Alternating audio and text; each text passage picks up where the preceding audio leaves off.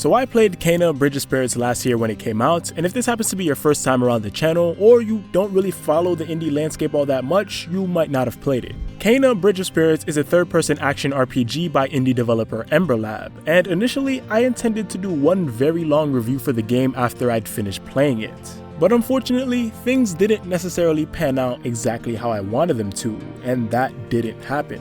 I couldn't make a review on it. Eventually, I gave up on the idea and decided to play the game for what it is, not taking any notes, not keeping any tabs, just turning off my brain and gaming. And man, what an absolutely stunning world it was.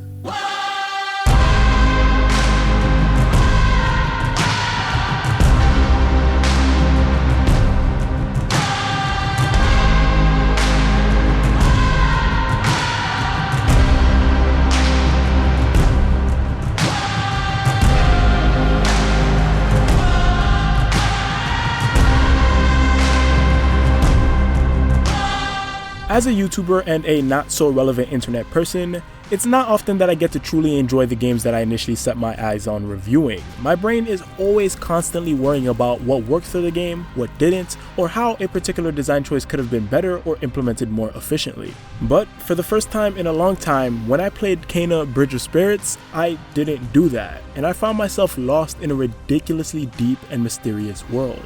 A world where not a single stone wasn't placed deliberately, and you could tell. Each chapter of the game was a breathing and expansive world in and of itself, and a direct reflection of the spirits who once inhabited it. If you didn't already know, in 𝘼𝙥𝙤𝙘𝙖, you play the role of Kena, a young spirit guide whose job is to help the deceased move on to the next life when they found themselves unable to do it alone. The storyline is broken up into 3 main chapters, each focusing on a different spirit that you attempt to guide by helping them gain closure over past trauma. But the one that stood out to me the most was by far the story of 𝘼𝙥𝙤𝙘𝙖, a young woodsmith who tried to carry the weights of the world on her shoulders but watched everything she was trying to protect burn away in a single night. When you first enter 𝘼𝙤𝙖𝙗's burrow of the village, there's a raging fire that's burning almost as loud as the music that was playing alongside it. There's this overwhelming feeling of helplessness, yet there are no voices calling out for help. Multiple homes, workplaces, and schools were being destroyed, yet I couldn't help but be in awe at the sheer scale of this catastrophe. I thought, were there people dying right now? Are they already dead and that's why I couldn't hear them? Is there someone who needs my help? Or should I be more concerned with helping myself?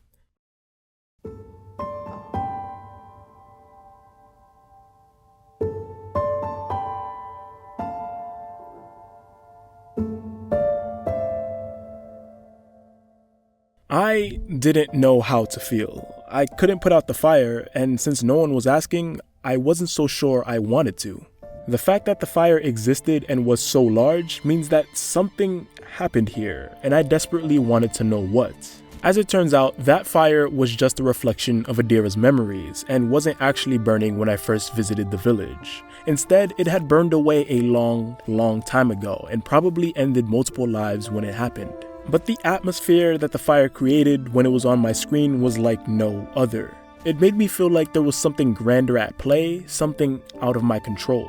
We as the player were never meant to put out that fire, but instead we were meant to experience the experiences of those who came long before us. The entire scene emphasized the mood of chaos and despair, all while managing to be one of the most beautiful parts of the game. And the fact that I was able to get so much information, so much emotion, so much mystery while walking through this fire was no mistake.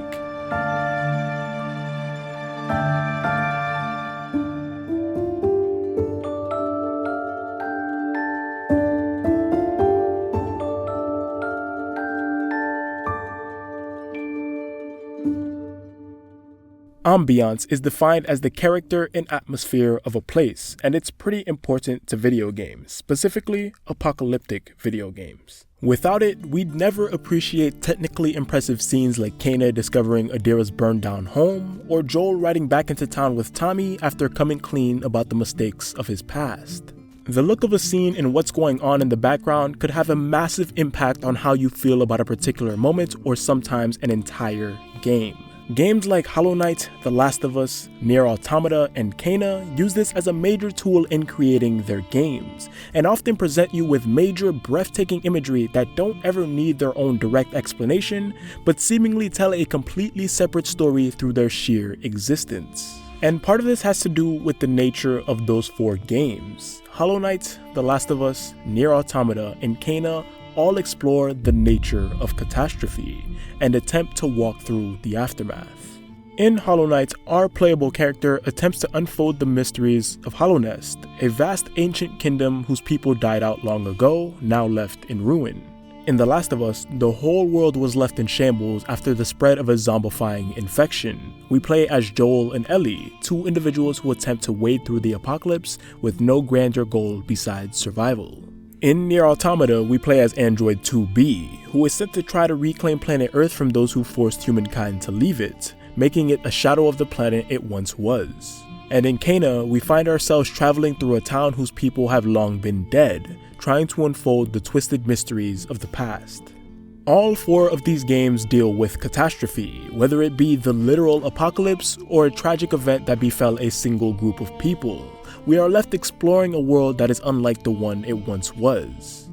And in games like this, ambiance is infinitely important to how realistic an environment seems and if it adds or detracts from the overall narrative. It might seem obvious, but having a booming metropolis with fully functional plumbing in The Last of Us would probably shatter the portrayal of the world the writers are trying to express. So instead, the developers make it known that times are tough with each level they design, constantly reminding the player that the world is in fact broken and has a long wait before it could begin to heal. And the designers don't do this by verbally reminding us every 30 minutes that the place we're exploring isn't in the best shape. They do so in how they design the subtleties of the world around us and letting our imaginations do the rest. As a player, we never have to ask why this particular building has fallen down or why this particular family no longer exists. Our questions are all answered through ambient storytelling, and oftentimes if we look for deeper expositions, we probably won't get them. The only time we do is when the game developers deliberately go out of their way to place a note or flashback that might have explained what exactly happened at a particular location, or in the case of The Last of Us Part 2, give us the combination of that nearby safe. But more often than not, we don't even need those things. It doesn't take a genius to realize that for every fire we walk through, a great tragedy has probably come before it. Or that for every empty store we stumble upon, the shopkeeper that ran it is probably dead. Or interestingly enough, for every operational amusement park we find, that a new society might have risen above the apocalyptic conflict and tried to start anew. Ironically, the backgrounds and scenery of the apocalypse are often used as the forefront of clarification, to give explanations that don't necessarily have to be noticed, but exist for those who care to think about them. Like, what happened to the people of the village? How did the great city of Hallownest fall? Why had humanity given up on planet Earth? And who could have possibly developed the cordyceps infection?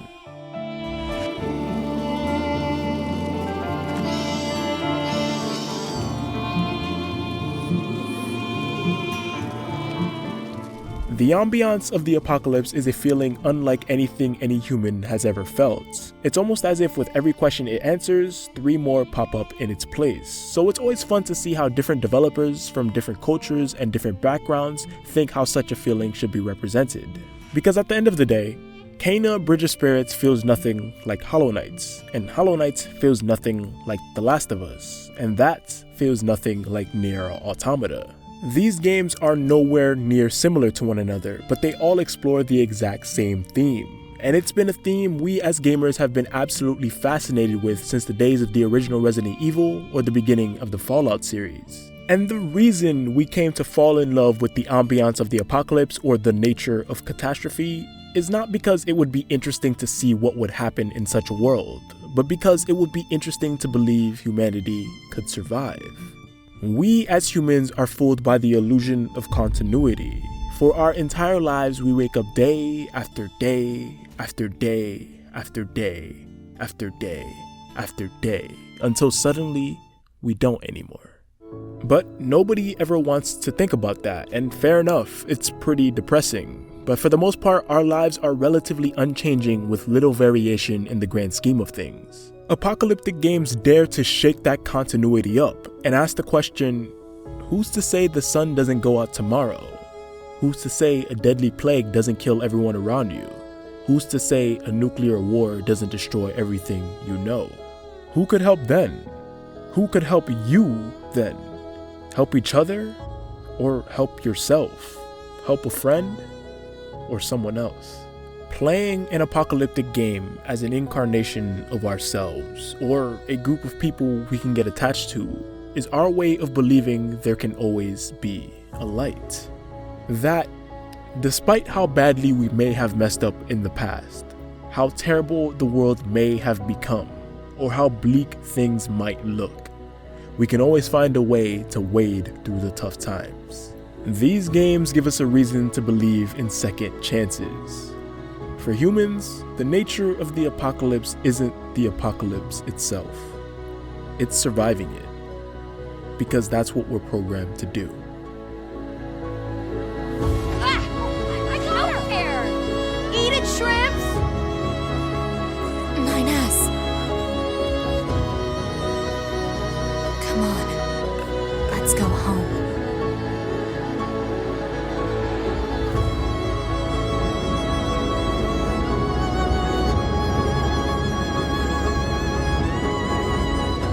And that's going to bring us to the end of the video, ladies and gents. I really hope you enjoyed it, because believe it or not, I've been tweaking this for the better part of a month, and I'm actually very happy with how it turned out. So if you did like it, a sub to the channel would be so greatly appreciated. You have no idea.